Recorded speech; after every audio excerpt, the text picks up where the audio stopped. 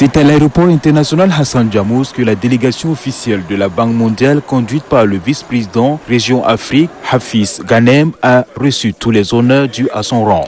Il a été accueilli par le ministre de l'économie et de la planification du développement, Issa Doubrane. Au menu de cette visite de travail figurent plusieurs sujets liés à l'évaluation des programmes de soutien de la Banque mondiale au Tchad, le séjour du vice-président Région Afrique, Banque mondiale, Hafiz Ghanem permettra à sa délégation composée de différents experts d'analyser les différents portefeuilles des activités réalisées par les partenaires et aussi apporter des dons conséquents pour une meilleure réussite des projets. Cette coopération agissante entre le Tchad et la Banque mondiale se matérialise par la signature d'une convention bénéfique au gouvernement. Ce don fournit l'aide nécessaire dans le domaine des télécoms, agriculture et l'aide sociale aux couches vulnérables dont le gouvernement accorde une importance nécessaire. C'est un don important, l'appui budgétaire, 100 millions de dollars, et c'est un appui qui vient soutenir des réformes importantes que votre gouvernement a mis en place. Nous savons le rôle important que le Tchad joue dans la région et je voulais donc souligner aussi l'importance et notre engagement à continuer à soutenir le Tchad et à travailler avec vous. L'enveloppe allouée par la Banque mondiale pour l'exécution des projets sera utilisée à bon escient. Face à la guerre symétrique menée par Boko Haram, les dons sont d'une importance capitale pour relever les défis. Pour retrouver notre invité de ce soir, sachez que nous recevons le ministre de l'économie et de la planification du développement, Dr Issa Doubrane. Monsieur le ministre, vous venez de suivre, comme tous les téléspectateurs, ce reportage. À combien s'élève le montant de cette enveloppe budgétaire? Merci, c'est toujours un plaisir d'être sur votre plateau et d'avoir l'opportunité d'expliquer les actions que nous entreprenons tant dans le cadre des réformes que dans le cadre de la mobilisation, surtout des ressources pour l'appui aux priorités en matière de développement et des réformes économiques que notre pays enclenche. Permettez que je remercie très sincèrement les partenaires techniques et financiers et l'ensemble des membres du gouvernement de la République du Tchad pour leur concours nécessaire à la mise en œuvre de ces réformes, et particulièrement à son Excellence le Président de la République qui nous apporte les appuis nécessaires pour avancer dans le cadre de ces réformes. Donc, sur invitation propre du chef de l'État lui-même, le vice-président Hafiz Ghanem rend visite au Tchad, à notre pays, ce qui nous honore d'ailleurs, et comme par hasard, l'accord de don de 100 millions a été signé. Les 100 millions sont un don, je le précise, et dont l'objectif est de soutenir les réformes importantes que le Tchad engage dans le domaine des finances publiques, mais aussi pour soutenir le toilettage de solde de la fonction publique. Parce qu'il nous faut maîtriser l'effectif de la fonction publique, et donc c'est un don qui rentre dans l'exercice budgétaire 2019. Je voudrais bien le préciser. C'est un don et qui devait être tout à fait signé avant la fin de cette année, mais il fallait remplir un certain nombre de conditions pour faciliter sa signature, ce qui a été fait fort heureusement, et nous en remercions tant la Banque mondiale que tous les acteurs publics et privés qui en seront tout à fait bénéficiaires pour accompagner la réforme des finances publiques, je le précise, et surtout le toilettage pour la maîtrise du personnel de la fonction publique. Donc c'est un don, c'est pas un prêt. C'est un don, vous l'avez dit vous-même, le président de la banque l'a lui-même dit, c'est un don. Voilà, je le précise. Quels sont les projets qui seront pris en compte dans le cadre de ce financement? Est-ce que cette somme est répartie de manière équitable pour financer des projets de développement en vue? Il ne s'agit pas de parler de la répartition de ces financements en termes de financement direct des projets. C'est un don qui directement échoit au Trésor public pour soutenir les réformes comme je l'ai dit, des finances publiques, pour améliorer les gouvernances de la finance publique, maîtriser le solde du personnel de la fonction publique et permettre au Tchad d'être en position de mieux bénéficier des financements futurs. Il faut reconnaître qu'il y a déjà des financements dans l'enveloppe des des projets, tant dans l'agriculture, dans l'élevage, dans les nouvelles technologies de l'information et de la communication, les infrastructures, la santé, l'éducation, etc. Donc, ces financements viennent, n'est-ce pas, renforcer les réformes que le Tchad engage avec ses partenaires pour, comme on le dit, accélérer les réformes dans la gouvernance des finances publiques tant souhaitées par les partenaires et nous-mêmes pour aller vers une certaine efficience et efficacité de notre action gouvernementale. Selon certaines informations, les ONG sont invitées à payer 1% du fonds alloué par les donateurs. Monsieur le ministre, est-ce que cela n'entraverait pas le travail de ces ONG qui emploient des nationaux participant ainsi à la lutte contre la pauvreté? Je suis très content de revenir sur ces sujets parce que il faut reconnaître que depuis de longue date, le Tchad n'a jamais pu mettre en place un dispositif d'encadrement et de suivi des ONG sur le terrain. Je vous le dis avec une forte conviction parce que je viens de ces milieux que je connais très bien. Et notre pays, le Tchad, qui a commencé réellement à maîtriser le domaine des ONG qu'à partir de l'afflux des réfugiés centrafricains soudanais dans nos frontières. Et depuis lors, les ONG ont continué à évoluer avec l'appui et la participation de l'État tchadien parce qu'il faut reconnaître que c'est sur l'invitation du Tchad que les ONG, tant nationales qu'internationales, accompagnent le développement, accompagnent les actions humanitaires sur le terrain. Il s'agit pour le gouvernement tchadien, en mettant ces dispositifs sur le terrain, de permettre un meilleur suivi et évaluation des activités sur le terrain. Je vous précise qu'il est reconnu tant par les partenaires eux-mêmes que par nous que les actions sont peu perceptibles sur le terrain. Les résultats sont peu perceptibles sur le terrain. Comment faire pour mieux appréhender, évaluer les effets, les résultats d'abord, les effets et les impacts sur le terrain. La redevabilité commande que tant du côté du gouvernement tchadien que du côté des partenaires, que les ressources qui sont importantes, que nous reconnaissons qui sont apportées à notre pays, permettent d'améliorer, de changer les conditions de vie des populations tchadiennes. Le chef de l'État ne comprend pas pourquoi est-ce que tant de ressources déployées sur le terrain ne permettent pas de faire un bon qualitatif.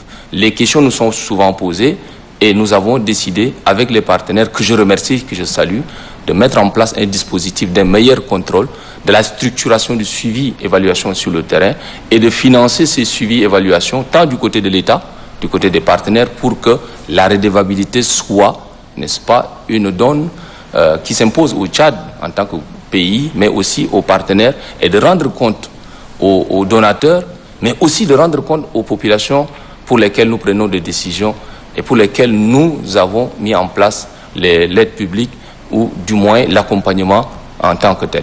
Aujourd'hui, la question qui est mise devant, c'est le financement de 1%. Le 1%, c'est juste un financement qui concerne la ligne du suivi évaluation. Ce n'est pas de l'argent supplémentaire que nous demandons aux ONG. Nous voudrions simplement mieux coordonner l'argent mis à disposition pour suivre les activités sur le terrain. C'est de notre rôle de rendre compte, mais pour rendre compte, il faut qu'on évalue de manière indépendante les indicateurs sur le terrain. Aujourd'hui, en dehors des auditeurs commandités par les partenaires eux-mêmes, très peu d'actions tout à fait irréfutables de suivi et évaluation sont mises en œuvre par l'État. Nous voudrions être en mesure de reconnaître si les ressources mises à disposition sont bien ou mal gérées. À partir de là, une évaluation de notre part, de nos services, doit être faite. C'est pour cela que nous avons mis en place, nous avons d'ailleurs fait passer de la DONGA, donc direction des ONG, au SPONGA, secrétariat permanent des ONG, qui donne plus de moyens, plus, n'est-ce pas, de responsabilité à l'État d'aller évaluer et de dire si l'action entreprise sur les financements que nous recevons, dons et prêts compris, sont à la hauteur de ce qui est attendu. Et ceci est inscrit dans le cadre du dialogue que nous avons avec les partenaires. Et je suis très content que les partenaires commencent à comprendre.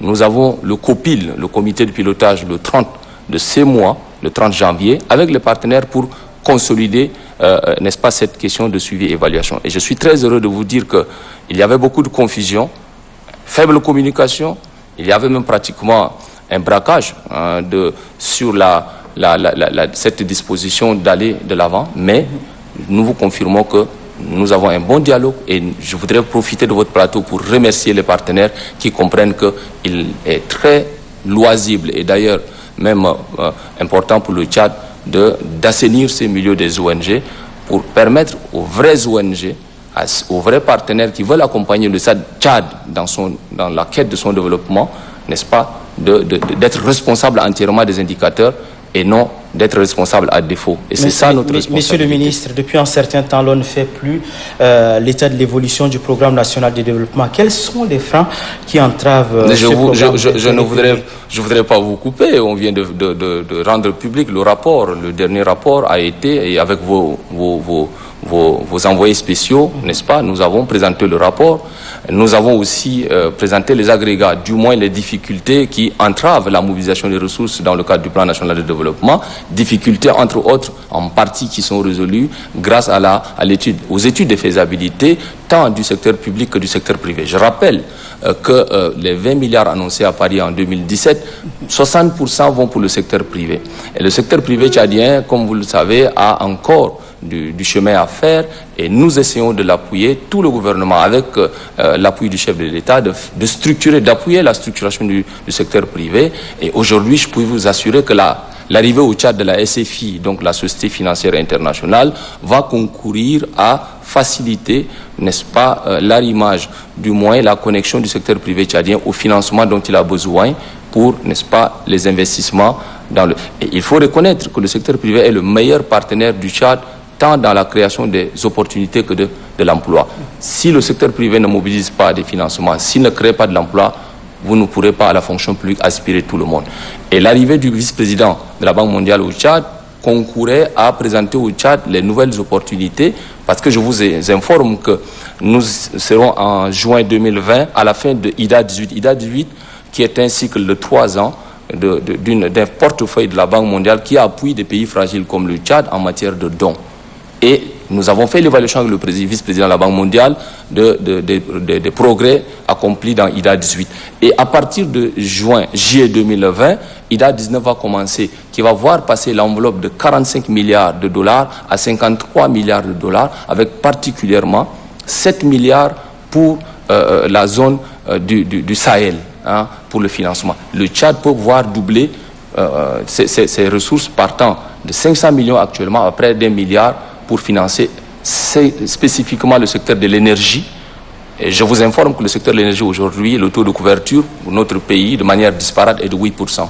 L'objectif avec la Banque mondiale d'ici les 3 ans, c'est de passer de 8% à 3 fois, donc 32%. Et la loi des finances 2020 qui vient d'être votée est spécifiquement favorable. Et j'en remercie particulièrement l'ensemble du gouvernement et particulièrement le ministère des Finances et le chef de l'État qui a voulu défiscaliser, bien entendu, tout ce qui est intrant, tout ce qui est kit énergétique et permettre aux foyers, aux ménages de se doter de l'énergie, de passer de 8% à 32%. Et avec la Banque mondiale, nous avons pour objectif d'ici 2030 d'avoir l'accès universel à l'énergie.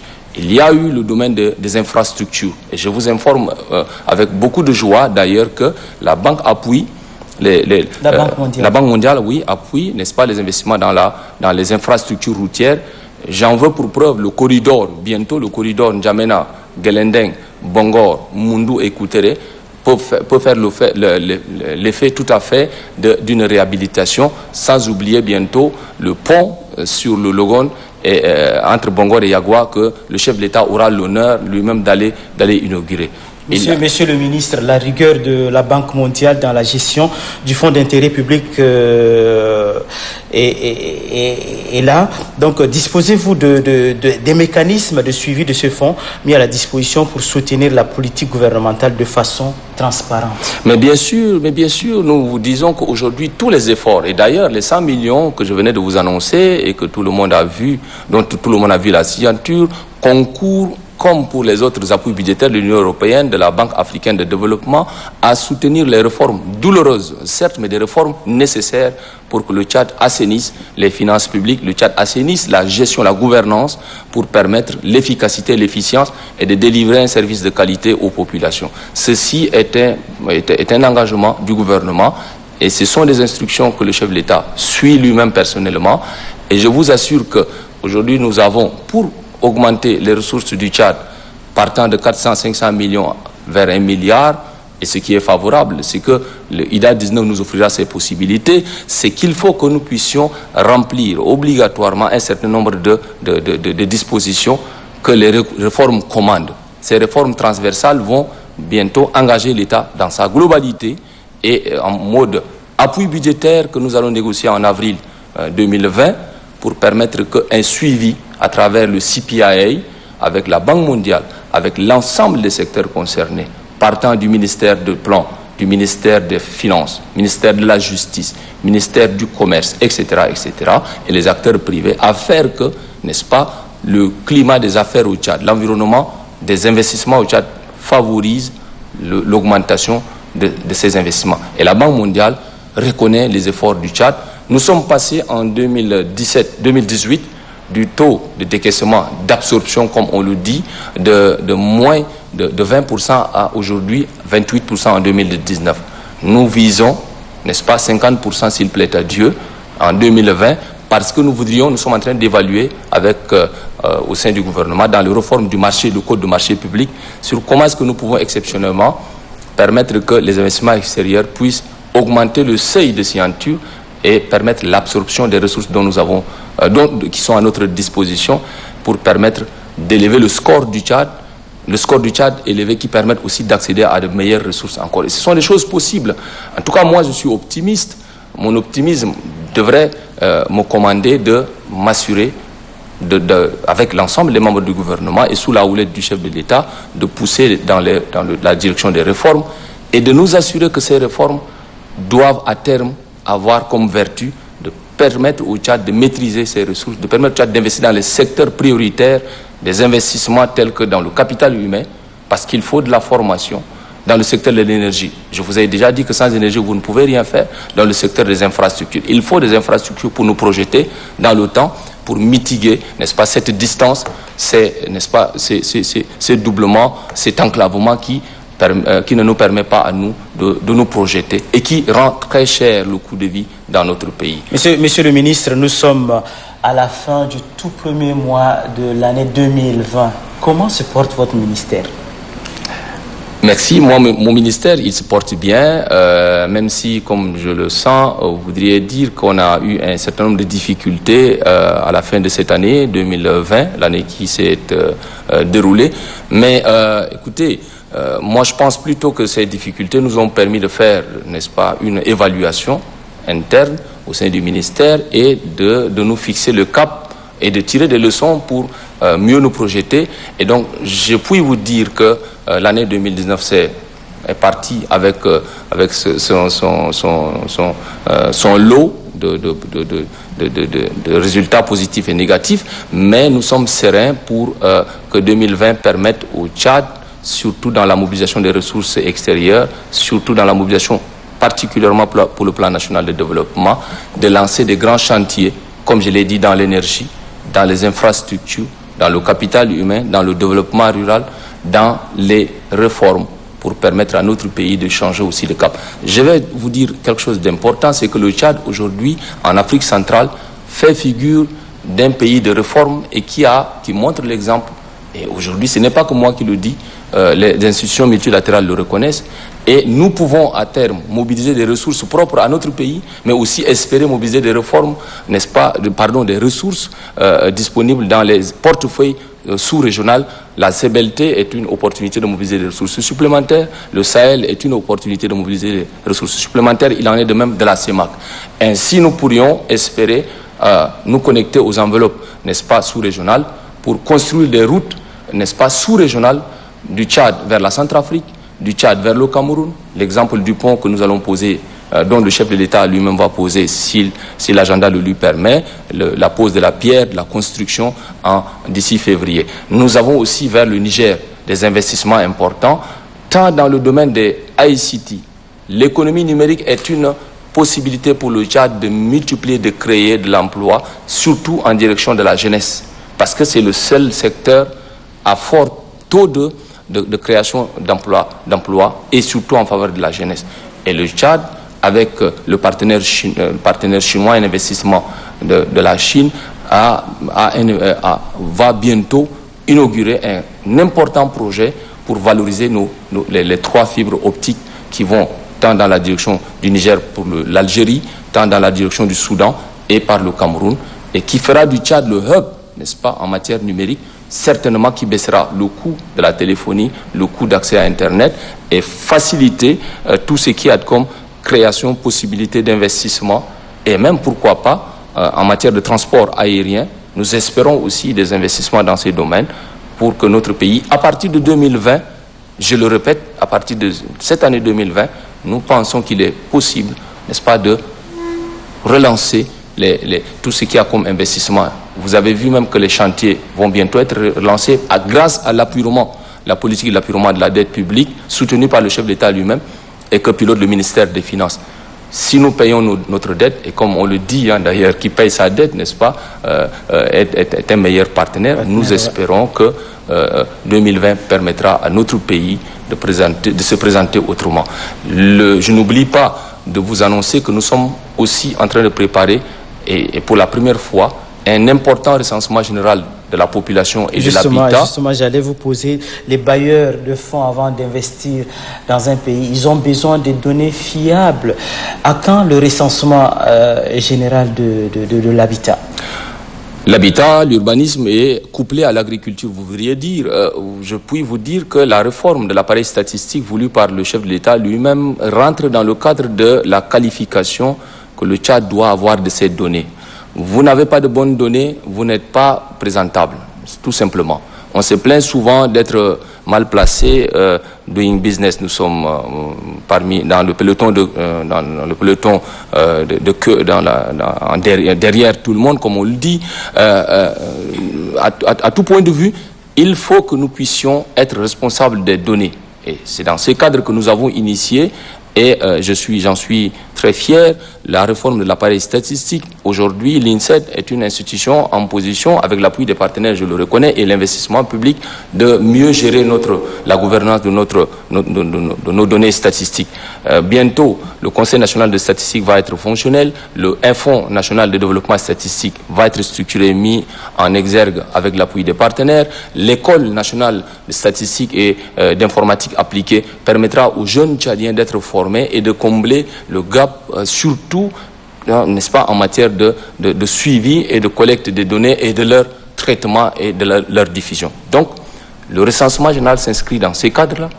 Les partenaires, l'UNFPA que remercie, la Banque mondiale, l'Union européenne, tous les partenaires sont disponibles à appuyer le Tchad à préparer le recensement, dont la plateforme, le module sont en préparation en ce moment pour que d'ici 2021, nous puissions lancer notre recensement général de la population et de l'habitat, couplé à l'agriculture, pour que nous sachions au moins combien de Tchadiens nous sommes, et non de continuer à dire que la population tchadienne est estimée à tant nombre de millions, ou que le Tchad a 40 millions, estimé à 40 millions d'hectares de terres arables, ou estimé à 15 millions de têtes de cheptels bovins. Nous devrions être à terme en capacité de dire, avec les réserves que je m'impose, n'est-ce pas, combien de Tchadiens y a-t-il ici, à l'intérieur et à l'extérieur, où se trouve-t-il, quel est le nombre de femmes, de jeunes, combien sont employés, etc. La maîtrise des données est la seule base et qui va permettre aussi, avec actuellement la révision du PIB, ce qu'on appelle le rebasing, permettra au Tchad aussi, n'est-ce pas, d'être sûr que notre niveau d'endettement est aussi conforme à notre réel produit intérieur brut. Ce sont des choses faisables et que nous nous imposons de faire avec l'appui, n'est-ce pas, des partenaires, et que l'ensemble du gouvernement aujourd'hui se met à contribution pour l'accompagner, et j'en suis heureux. Merci, monsieur le ministre, d'avoir prêté à nos questions, et surtout des éléments d'information qui ont permis donc d'éclairer la lanterne des téléspectateurs qui nous suivent actuellement. Nous souhaitons donc meilleurs vœux 2020 pour votre ministère. Mais vous permettez aussi que je souhaite meilleurs vœux aussi à l'ensemble du peuple tchadien, et surtout à tous ceux qui, de loin ou de près, espèrent en ces pays et qui font que le Tchad sera très bientôt la meilleure destination d'investissement pour permettre que nous puissions profiter des fortes potentialités dont nous disposons. Ce n'est pas un optimisme béant, c'est une réalité, et de toute façon, on n'a pas de choix. nous devons travailler pour que notre pays soit une destination d'investissement et cela est possible et je vous en remercie. Merci, monsieur le ministre.